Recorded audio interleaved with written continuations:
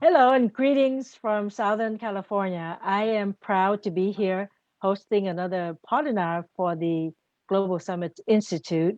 And I'd like to take a few moments to talk about a new program that we're launching. My name is Dr. Emily Letran. I'm a practicing dentist in Southern California. I've been practicing for almost 3 decades.